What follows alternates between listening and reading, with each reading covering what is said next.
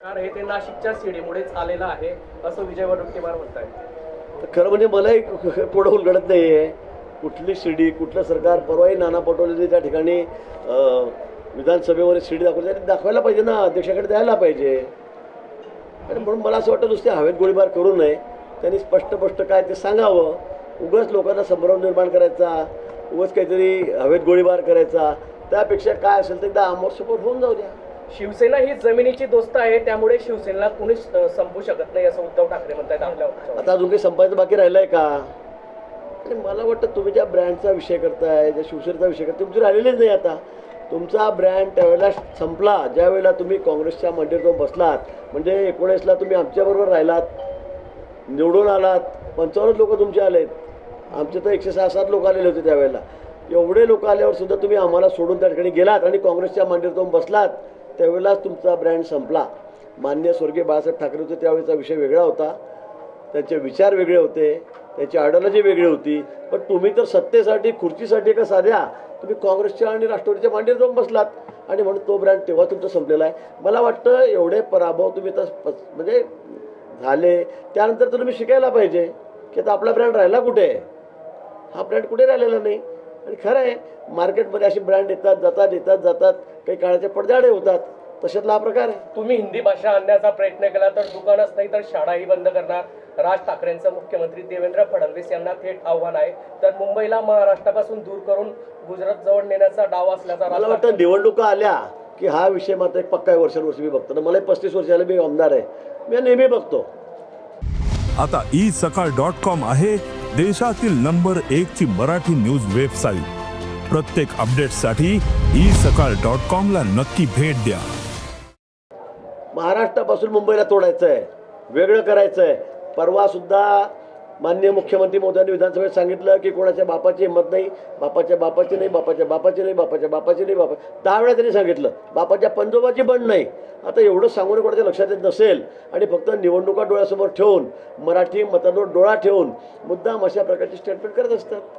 मुंबईच्या समुद्रात डुबो के मारेगे असं भाजप खासदार निशिकांत दुबे म्हटले होते. त्यालाच राज ठाकरे म्हटलेले आहे की मराठी माणसाला पटकन मारण्याची भाषा करणाऱ्या दुबेंना जसं तसं उत्तर देऊ.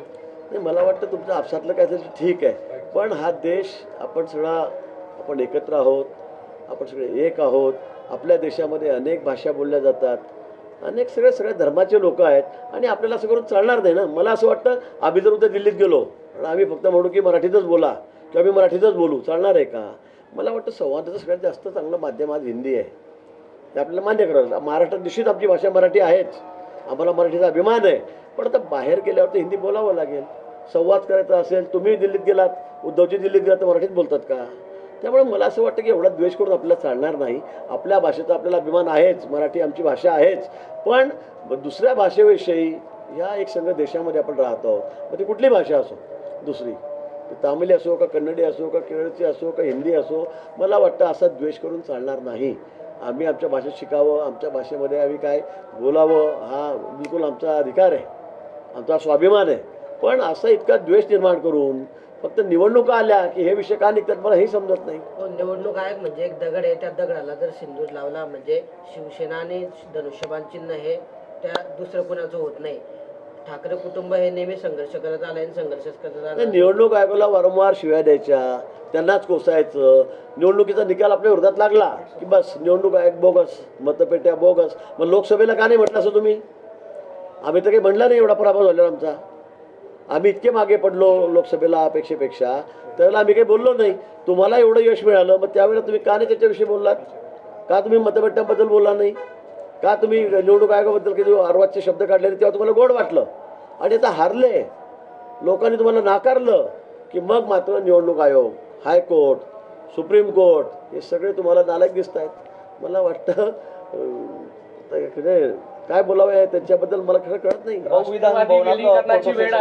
राष्ट्रवादी विलिनीकरणाची वेळ आली तर भारतीय जनता पार्टीशी चर्चा करावी लागेल असं सुनील तटकरे म्हणतात. तो त्यांचा प्रश्न आहे,